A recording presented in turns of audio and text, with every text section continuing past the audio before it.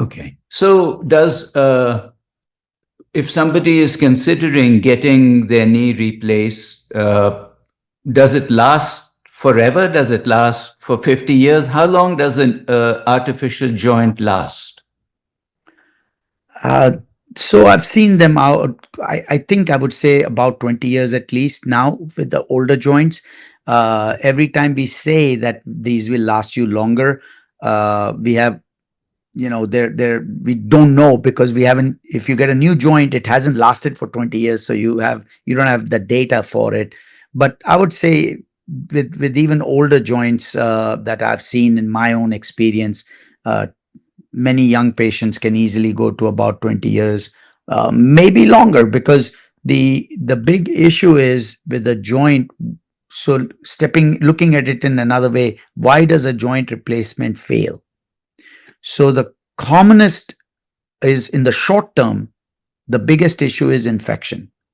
So if your wound heals and incision heals and you get past that 3 month, 4 month, 6 month mark, generally, so now infection is out of the picture. Now the question is, was it put in correctly? So you can have issues like it was not aligned properly, so that can result in something called as instability, and the patient may say it just does not feel right, it gives way, or it just does not feel right. Now, assuming that you put the knee in correctly and you have escaped infection, then the next issue becomes one other thing will be, of course, physical therapy and stiffness, but that's a different issue. So we are talking about infection, we are talking about instability, and we're talking about fixation of components.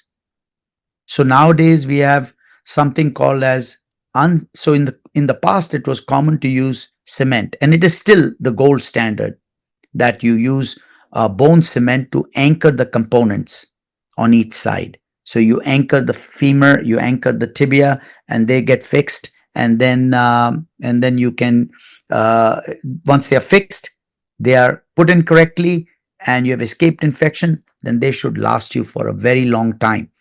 Now, as you get longer and longer, the factor that comes into play is called the wear of the plastic, or it's metal on plastic, and the plastic can eventually wear with time.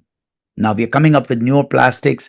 We believe they will last longer, but that's the factor that's the one that comes into play as the arthroplasty stays longer and longer. And if we are able to solve that and there is no wear, then theoretically it can last you for a very, very long time. I guess one of the things we didn't mention, but I'm sure it plays a big role in this, is smoking. Does smoking have a deleterious effect on all of these things?